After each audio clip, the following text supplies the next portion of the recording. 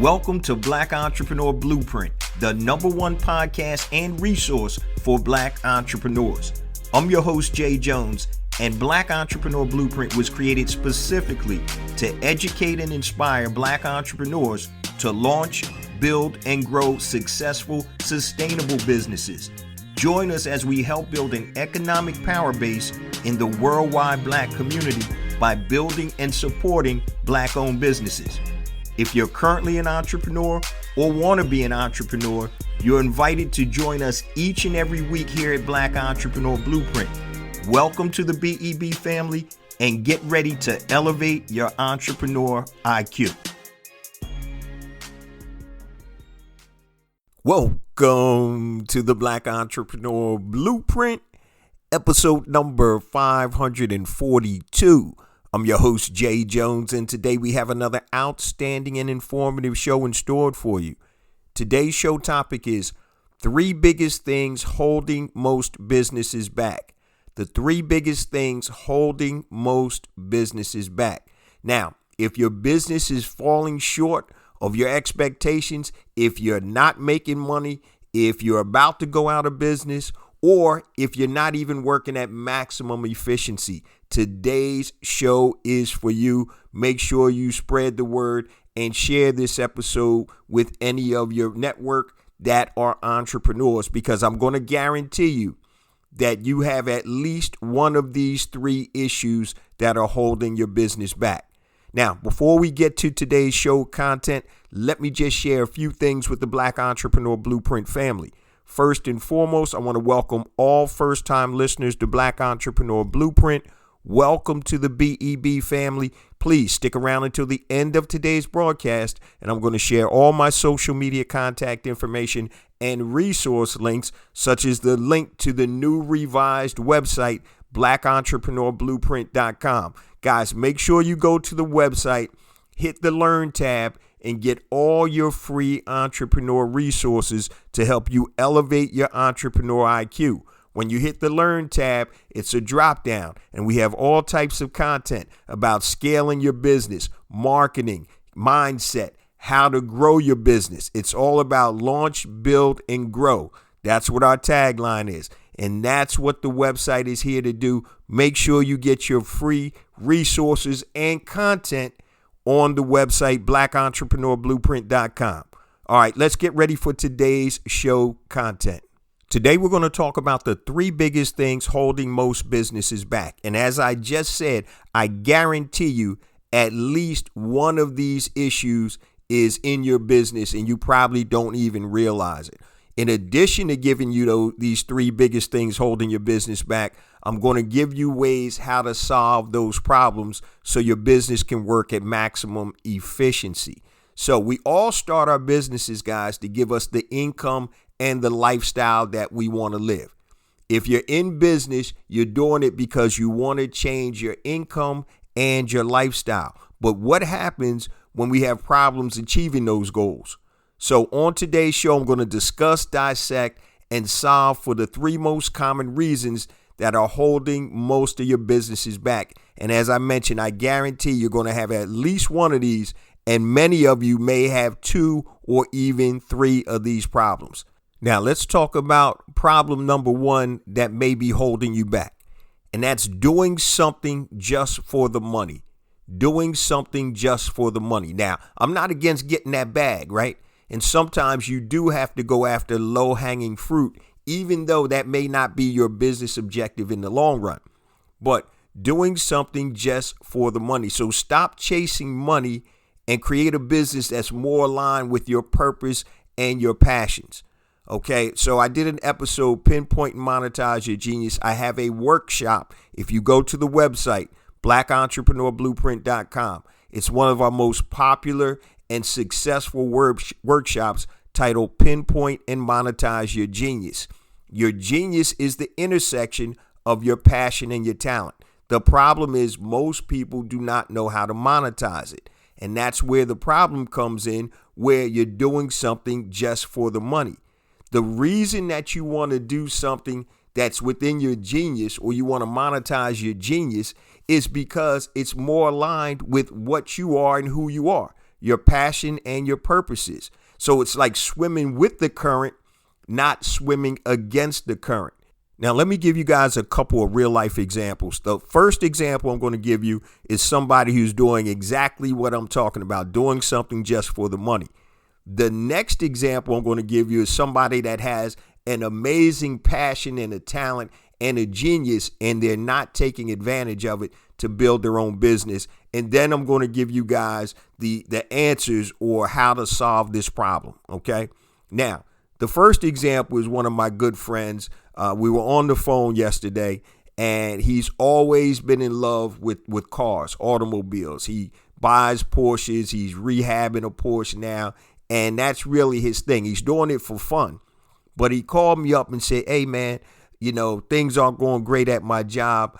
I'm thinking about getting back into the mortgage business. Now, this is one of my business partners that came in after me and my other buddy started the mortgage business. He was the last one in.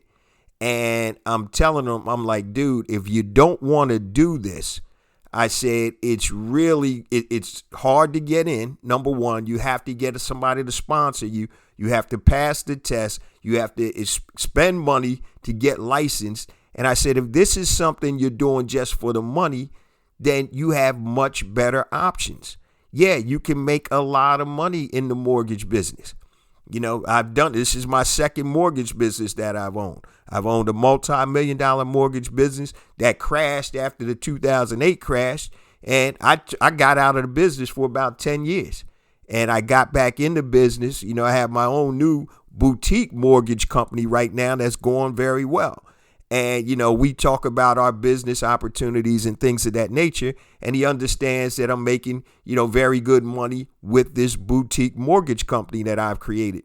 And now he's like thinking about the money instead of thinking about what his passion is, what his purpose is, what his genius is. And now he's about to embark on something that he doesn't even want to do. Now, I did an episode about a year or two ago about climbing the wrong mountain. If you're going to struggle and bust your ass to be successful, why don't you climb the mountain where you want the treasure that's on the top of it? Does it make sense to try to build a business or try to chase that paper and then create a business that you don't even like? Or if you're smart, you're going to find your genius, which is the intersection of your passion and your talent, and you're going to learn how to monetize that.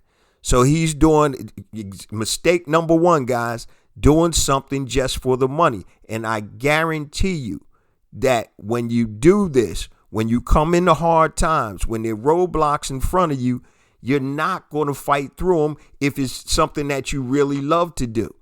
And that's the difference. The perseverance you have when you're doing something that you are aligned to do is going to be totally different than when you're doing something just for chasing the paper. Because every time you come into a roadblock that you think is too hard, what are you going to do? You're going to quit and you're going to go find another paper chase. That's going to get too hard. You're going to quit that, and then you're going to keep on that hamster wheel. So I'm trying to explain to them, do something not for the money, but something that you have a passion about or that there's a purpose behind it. And you have to learn how to monetize that intersection. So that's example number one of somebody just chasing the money. Now, here's example number two of somebody that knows what their passion and purpose and what their genius is and has the monetization sitting right in front of them, but it didn't quite click or it doesn't quite click. And so when you talk about working in your genius or pinpointing and monetizing your genius, that means you're doing something that you normally will do, and you're not going outside of yourself too far to do something just for the money. So I have a very good friend for years who's been an amazing cook. He cooks like gourmet dinners on the weekend. He cooks usually every night when he gets home from work. He loves it. He enjoys it. He's great at it.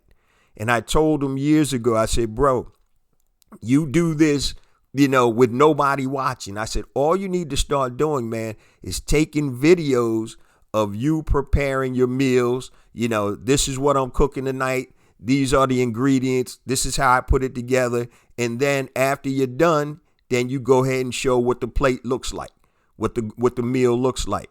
And you can talk about all types of, your spices, your seasoning, and he's real particular about the seasonings and the spices and the mixes that he uses.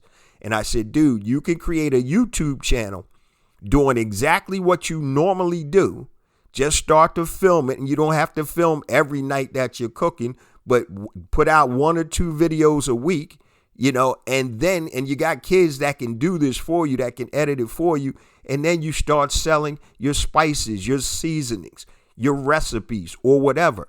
But he's not going out of his way to do something just for the money. This is something that he does on a daily basis. And that's what I mean when I talk about swimming with the current versus against the current. You're not changing your whole process or things that you do on a daily basis. This is something that you normally do, something you like to do, and something you're good at. So when you break down, pinpoint, and monetize your genius, it's really very simple. Do something that you love, do something that you're good at, and do something that people will pay you for. Okay? And your genius is the intersection of your passion and your talent. So you see, you have 2 sides of the coin here. You have somebody that's doing something just for money, and then you have somebody that's doing something they love, but they just don't know how to monetize it or don't care to monetize it. Now, let's talk about how do you do this? How do you create a situation where you're doing something that you love and you're getting paid for it? And that's pinpoint and monetize your genius. Make sure you go to the website, blackentrepreneurblueprint.com. And if you're interested, click on the Pinpoint and Monetize Your Genius program. And I'm telling you, it's a life-altering program because now you're doing something that you were aligned and designed to do, and you're learning how to make money. Remember, it's the intersection of your passion and your talent. Now, you could be passionate about something, but you might not have the talent in it. For example, I like to sing. I'm passionate about, singing, right? But I can't sing. So nobody's going to pay me to be a recording artist. I can carry a little bit of tune, but, I'm pretty good in the shower and all that, but nobody is going to pay me for that. So it has to be something that it's the intersection of something that you're passionate in and a talent that you have. So for example, if you are a great baker and you make Christmas cookies every Christmas and people are raving about these cookies, all right, you're passionate about baking. You're talented, by making these great cookies. And how can you monetize it? It's pretty simple. You start going to work or whatever. You put cookies in a tin and you start selling them. Then you take it from there. You take it to online. And that's how you monetize your genius, the intersection of your passion and your talent. If you want the A to Z actual application and implementation of learning how to monetize your genius, once again, go to blackentrepreneurblueprint.com. Hit on the top of the page. There'll be a program, of course, pinpoint and monetize your genius. And what we're talking about today, guys, is the 3 biggest things holding most businesses back. Number 1, doing something just for the money. And like I said, I get it if you're getting a quick money grab, a low-hanging fruit. But if you're looking for successful, sustainable businesses, you're going to do something that you're more aligned with. So that's number 1. Number 2, this is big, guys, not getting proof of concept of your business idea. Not getting proof of concept for your business idea. I've seen so many people, guys, have these great, they think they're great, harebrained ideas, and they're exhausting all their resources without getting proof of concept. I'm going to do this. I'm going to do that. I'm going to do this. And I'm going to give you some real life examples, and then I'm going to give you the solution, how to get proof of concept for your business ideas. So you need to test, guys. Test, and test again. As an entrepreneur, you need to think of yourself as a mad scientist. You have to figure out what works and what doesn't work without expending or blowing all your resources. And I know we get super excited when we come out with a new business idea, a new product, a new service or whatever. We think everybody is going to want it or need it, right? But that's not the case. So you need to be able to test your proof of concept. Now, people will tell you to do focus groups. That's great. Do focus groups. Do beta groups. Ask your family and friends. But I'm going to tell you the true test, if you have a concept, a product or service that makes sense, is when people actually go in their pockets and spend money for that concept, all right, or that business concept or that product or service. So if you have a physical product you're selling, and I've done this and I talked about this, and I might as well say it again because I keep remembering everybody hasn't listened to every episode. I used to have a supplement. It was a nootropic that would help you be more attentive if you're studying or if you're trying to learn things. So what I did was, before I went and had 1,000 bottles sitting in my basement, I went to a manufacturer. I looked at one of their products. I sampled the products. I gave the samples to about 4 or 5 of my friends. We tried the products for about 2 to 3 weeks to see if it really worked, because you always want to make sure if you're selling something that it works.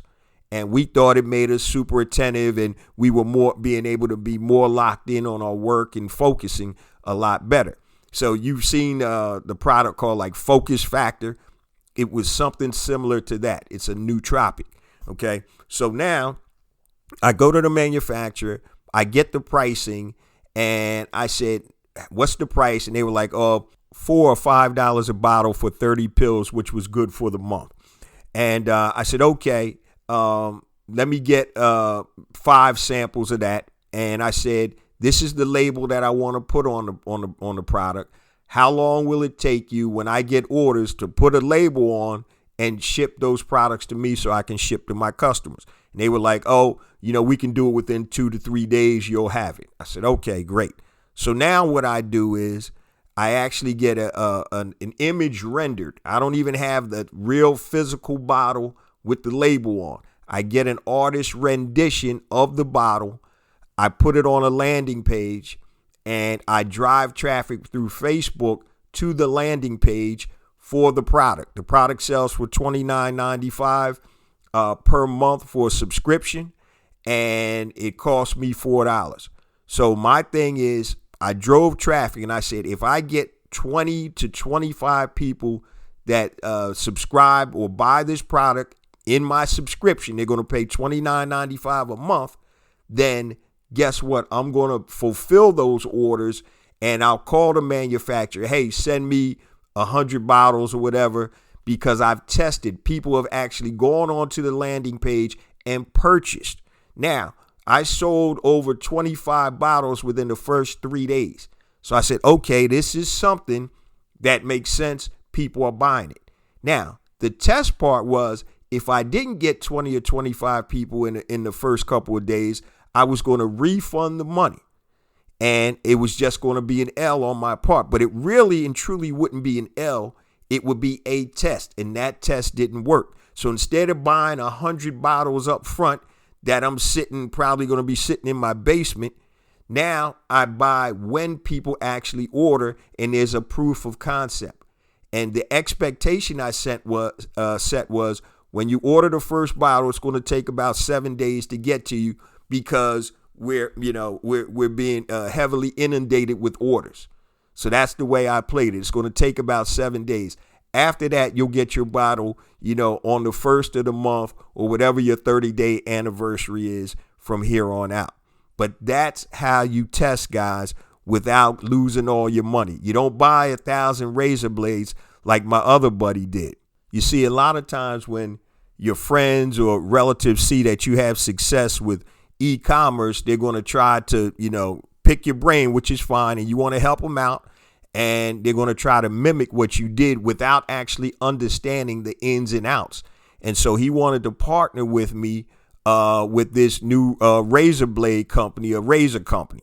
It would be a black-owned razor company. This is before, I forgot the name of the company, but it was before all of this, but they were disposable razors. And so we tested out a couple different brands and we were like, okay, they're pretty good. And I told him, I said, before we go and make an order, I said, we have to go and test it to see if people are going to buy it. And he was like, nah, man, we got to go. If we buy 5,000, we'll get them for, 12 cents a piece or whatever they were. And I'm like, yeah, that's cool, bro. We'll worry about the profitability after we get the proof of concept. I said, we need to order about 50 or 100 at first, even though they're going to cost us $2, $3, $4, whatever it was, so we can see that this thing can work. He didn't want to listen. And I said, well, okay, you go ahead and do that on your own. I said, I'm not going to be a part of it because I know better. When I know better, I do better, right? And what happened was he ordered like 5,000 razor blades. The razors are nice, but guess what? He didn't know how to market them. He didn't know how to move them. And they're still sitting in his basement or garage right now. And this is years ago. So once again, get proof of concept. Okay, that's what you want to do before you go all out and start, buying in bulk or whatever. Now, if you're selling a service, guys, that's even easier. So say you're starting a carpet cleaning business, right?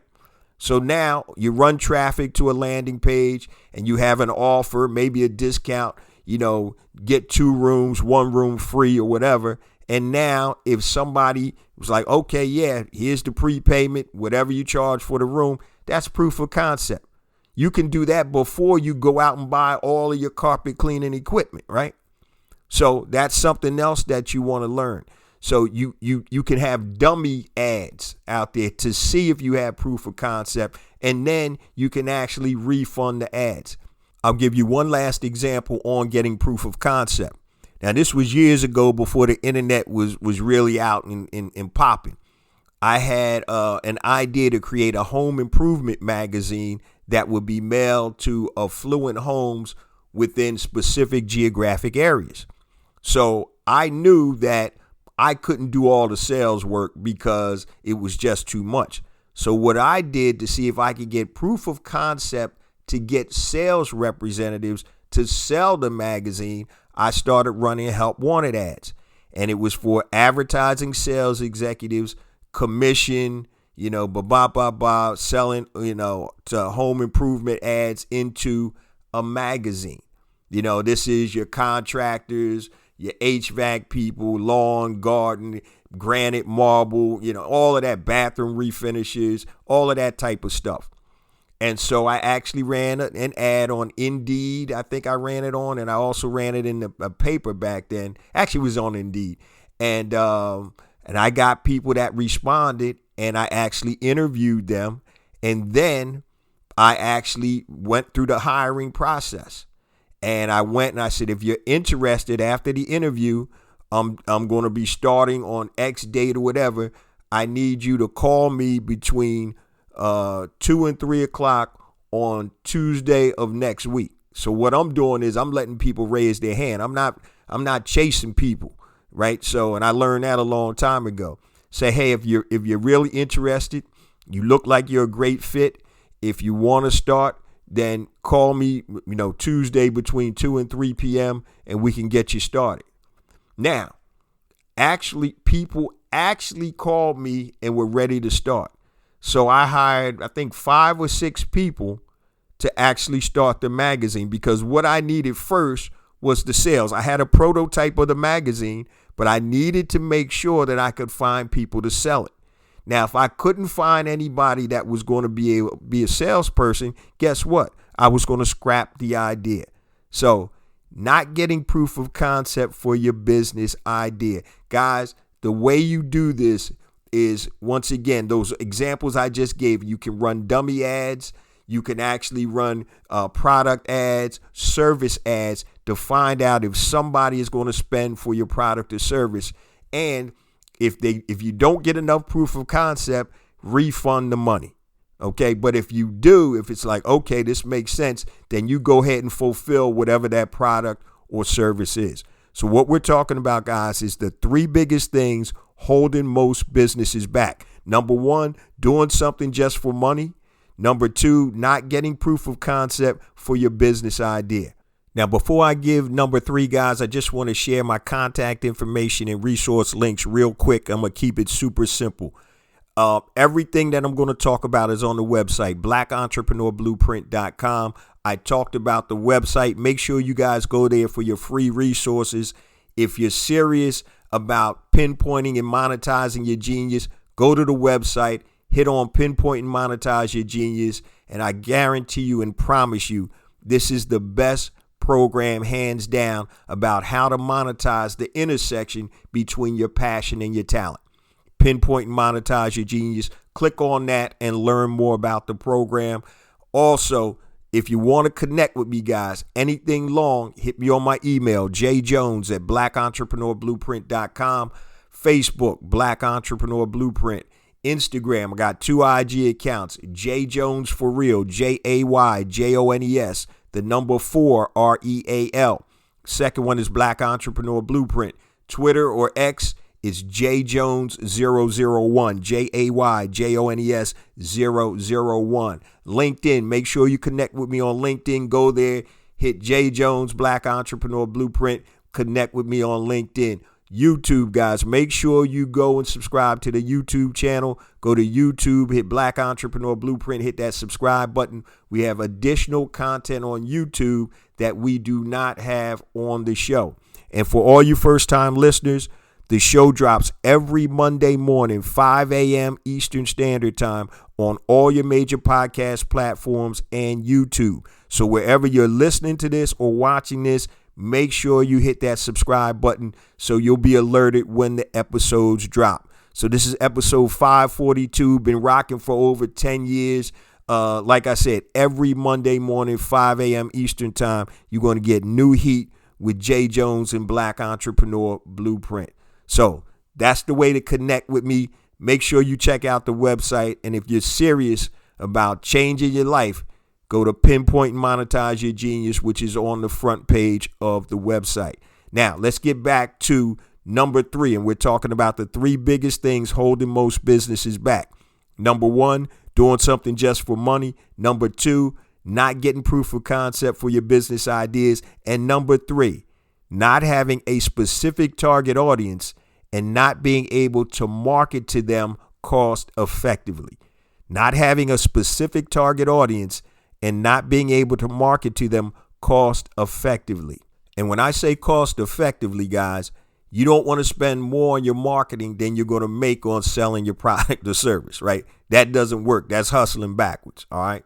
So the first thing, though, you can't identify a way to get in front of your target audience. And it's maybe because your market has no intersection of 2 or more audience characteristics, and I'm going to explain that, or there's no easy way to target your market in a cost-effective manner, and we're going to talk about that too. So when I talk about an intersection, right, characteristics of your target market that has an intersection. I was doing a coaching call, and this is a real-life example. I was doing a coaching call with a couple of friends of mine that are into the e-commerce space. And they were telling me, they were like, yeah, we're going to sell this. And they had a hodgepodge of stuff. And I said, number 1, why are you selling that? Who's your target market? And it was just things that weren't interconnected. And so I said, when you don't have a target market, that means you don't have an audience, right? If you're selling to everybody, that means you're selling to nobody. So I said, number 1, you have to define or refine what you're selling and who your target audience is. So when you sell something that is not solving a problem, like t-shirts, hoodies, or things of that nature, I said many times you need to be able to find a direct correlation with your market. So I gave an example of a hoodie that I used to sell every year until the trademark got jammed up and I wasn't able to sell it anymore. But it's a Philadelphia Eagles targeted hoodie, and it said 700 level alumni. Now, the 700 level was at Veterans Stadium, the Eagles' old stadium, and when I had season tickets, that was known all over the Philly area. Oh, you're in the 700 level. That was the rowdiest level up there. They were the cheap seats up top, and we got a reputation in Philly as Philly fans. And so people that are in the area that are Eagles fans, when you say 700 level, they know exactly what you're talking about. Somebody got the the trademark to it, and I wasn't able to sell it the last couple of years. And what I was able to do was such an easy target. So now I can go into Facebook and look for Philadelphia Eagles fans. I can go into Philadelphia Eagles Facebook groups, and I can market and advertise that hoodie, right? Very simple targeting. I have a specific audience, and I was able to get in front of them in a cost-effective manner. Many of you don't have a very specific audience, and you're not able to get in front of them in a cost-effective manner because you might not be honed in enough. And let me give you an example. So there is an example I was telling the young ladies that I'm coaching, and I said, look, if you're selling T-shirts, here's a great example. And I showed them a T-shirt that somebody created from North Carolina A&T University, and this is what it says. No woman is perfect, but if you've graduated from North Carolina A&T, you're pretty close. And I said, those are two specific characteristics that you can intersect to hyper target your market. So you have North Carolina A&T graduates that are women. So now you can find North Carolina A&T groups, right? You can target that. You can target HBCUs or whatever, and you can target women. That's an intersection. So now you can hyper target. You can hyper target your message, and you can hyper target your market. And so that's when I talk about, having a specific target audience and not being able to market to them cost effectively. When you have such a broad audience, it's going to cost you more to get in front of that audience versus if you have a hyper targeted market. Okay. So if you're looking to target men over 40 years old, you can go into Facebook and these other platforms and you can target men over 40. Now, if you want to be super hyper targeted, even more, so you have men, which is one characteristic, age over 40, just say you want men over 40 that want to gain muscle. That's even more hyper targeted. And the more hyper targeted you are, the more you can hyper target your message. If I'm talking to men, that's one thing. So if I say men that want to gain muscle, yeah, that's super large.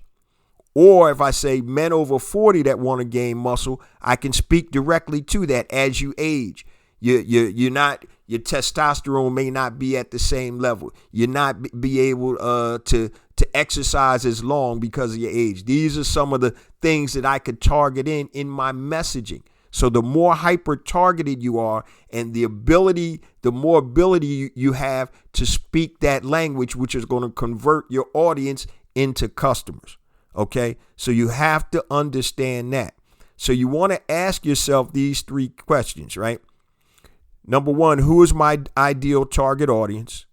Number two, where do they hang out and how can I get in front of them? Am I able to get in front of them through Facebook groups? Quora. So if you're in a conversation on Quora, or if you start a conversation on Quora, can you get ads that can focus on that specific target market? And the third question you want to ask yourself, is there an easy way to target them by two or more intersections? Like I just said, men over 40, women college graduates of North Carolina A&T. This allows you to hyper target your market. So sometimes, guys, you have to work in reverse. So instead of saying this is the product I want to create, maybe you want to find markets that you can hyper target and then provide them with a product or service that makes sense. You're working the problem backwards. So if wow, there's a way I can get in touch with Philadelphia Eagles fans, maybe I can have a product or service for them. Guess what? You're ahead of the game right now because they're easy ways to target them. But let me tell you guys, the best way to be able to create your own audience, and that's building your database. One of the biggest issues I see, especially with product people that are selling products, is they're going to focus so much on the product. Yeah, I got to get the product right, blah, blah, blah, just like my buddy with the razor blades. But when the product comes out, you don't have anybody to sell it to. You like, great, my product is here, a new prototype, blah, blah, blah. You start scratching your head and you're like, well, damn, who do I sell it to? So if you're smart, you'll do this before your product drops or, concurrent to getting ready to drop while you're working on your product. So you want to build your database. You want to create a lead magnet or something to build it up. Coming soon. So if you're selling a weight loss supplement or a muscle building supplement for men over 40, you're going to create a lead magnet. Hey, are you over 40? Losing energy, not in shape like you used to be. Sign up for this free, whatever, coming soon supplement that can possibly help you out. I'm just making this up on the fly, whatever, but you're building your database up. So now, once the product does come out in a month, 6 months, whatever it is, you have somebody or an audience that you can send the information to. It's just like when people pre-order a book, right? Book is coming out soon, so we're doing a pre-launch.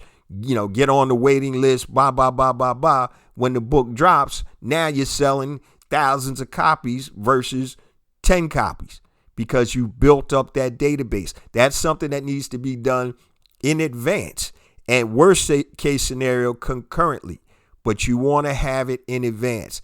I've used this example before, and I talked about another one of my buddies who wanted to start a wine podcast. He never did it. I know he's super busy at work with his other business, but I was telling him, I said, before I started a wine podcast, this is what I would tell you to do.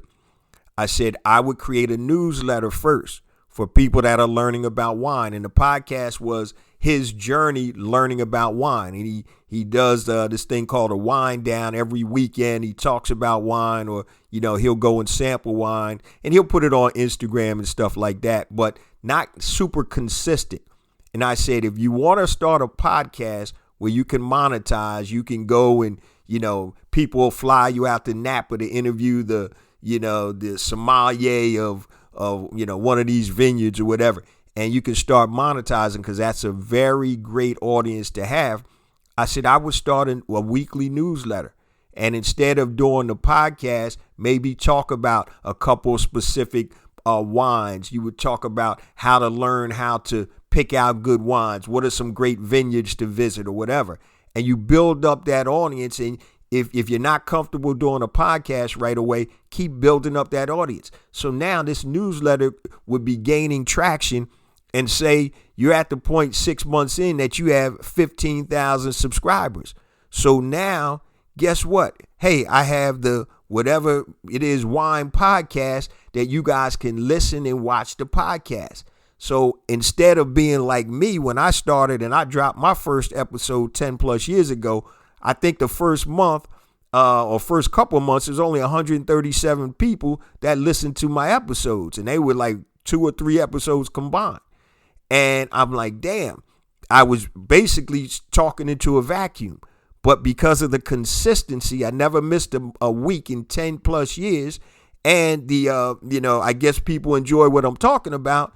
I've been able to pick up, and we do tens of thousands of downloads every episode. Okay. And that's the beauty of it. Over 50, 60, 70,000, sometimes 100,000 per episode. So that's the beauty of consistency. But if I had to do it again, I would have built up a newsletter, free newsletter for Black entrepreneurs, and I would have got that rocking with the same type of content. Then I would have came out and dropped the podcast, where I'm not dropping the podcast to open air. I'm dropping it to a database of people who have an interest in what I'm talking about. And that's one of the biggest things, guys. When you come out, you have to identify your audience, and then you have to be able to get in front of that audience. And once again, this is all about arbitrage. So when you run advertising, you got to make sure you make more than you spend. If you're spending $100 to sell a $70 product, one product, guess what? You ain't going to be able to keep that up too much longer, right? It's diminishing returns. You can't do that. So if you want to be successful, sustainable over the long haul, you need to build your database. You need to build your audience. And then when you offer products or services, just like this podcast, I talked about pinpoint and monetize your genius. It doesn't cost me anything to talk about that. One of, the best solutions I've created for entrepreneurs, because I have an audience. I built it over 10 plus years, over 542 episodes. And so when you have an audience, it's easy to convert and make money. You give your audience what they want and what they need, as opposed to creating a product or service and then try to figure out, well, damn, who am I going to sell this to? My buddy with the razor blades, he knew who his audience was, but guess what? He wasn't able to really attract them. All right. So you need to do something to build that up. And I was trying to explain that to him then. Build up your audience, your database before the product drops. Get them excited about it. Black owned, razor blade company and all of that good stuff. And coming soon. Get on the waiting list. And then when the product hits, bam, now you're able to sell super quickly. And that's the difference, guys, of being able to understand who your target audience is and how to effectively and efficiently market to them without losing your ass, right?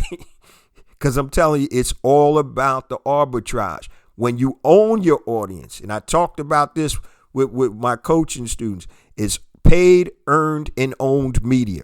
When you paid media is when you pay to advertise on Facebook, Instagram, X, or wherever, native advertising. That's paid. That's an arbitrage. You want to pay, but you hope you get back more than you spent, right? Earned media is when somebody picks you up and runs a story on you for free. So say Black Enterprise likes what you're doing, they run a story on you. That's priceless. Earned media. But you can't control earned media. You're hoping somebody's going to pick you up and run a story for you. That's free, but you don't control it. Owned media is something you control. Your newsletter, your podcast, your database. Remember, guys, Amazon, all they do is they own customers. The products that they sell are not all theirs. Most of them, 95% of the products on Amazon, even though Amazon is having their own brands now, is other people selling. What you're paying for when you sell on Amazon is their database. They'll tell you right now, these are our customers. In order for you to get in front of them, we're going to charge you about 15, 20, even 30%, depending upon if you're fulfillment by Amazon. When you sell something on Amazon, guess what?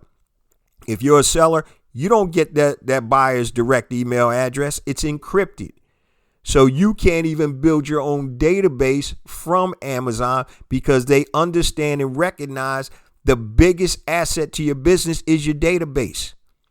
So you can communicate with that customer that bought something through your back office in Amazon. It's encrypted. So you can, back and forth, but you don't know what their email address is. So all Prime Day is, guys, is when Amazon decides to send out emails to all of their database. Hey, we got a great sale. Now, just imagine, I'm going off track a little bit, but I want y'all to understand about target marketing and being able to connect with your audience and having a specific target audience. So if you want to create your own Prime Days, guess what? If you're whatever you're selling, you can have a discount day. You got 25,000 people on your email list. Guess what? You're doing a blast. Hey, flash sale today and tomorrow, 30% off, blah, blah, blah. Guess what? You're going to be able to generate revenues at your beck and call. You can turn the faucet on at any time. So recognize and understand that. I don't want to go too much off on a tangent because, that's a whole another podcast, totally separate podcast. So today we talked about, guys, the three biggest things holding most businesses back. Number one, doing something just for the money. Number two, not getting proof of concept for your business ideas. And number three, not having a specific target audience and not being able to market to them cost effectively. And the way that you solve that is you build your own audience. It's called owned media. And I'm not talking about on Facebook, Instagram, X or whatever, LinkedIn, because you can get shut down. There's so many businesses that built their business solely on a social media platform, and then they get kicked off and their ass out. So you don't own that media. You borrow that. You want to leverage social media to build and bring people on your database. And that's email. Email is not dead, family. I'm telling you right now. It's not dead. All of your major companies, email and text marketing, but email more so, right? So don't sleep on that. Make sure you build your database. Owned media is the key. Now, I say this each and every week, family, because it's true. We get more and more downloads because of you, the BEB family. I appreciate you guys so much. Please continue to spread the word about the podcast, the website. Go to blackentrepreneurblueprint.com right now, guys. Get your free resources to help you elevate your entrepreneur IQ. Remember, it's not about me. It's not about you. It's about us. It's about building an economic power base in the worldwide Black community by building and supporting Black-owned businesses. Love you guys. See you same time next week. Peace.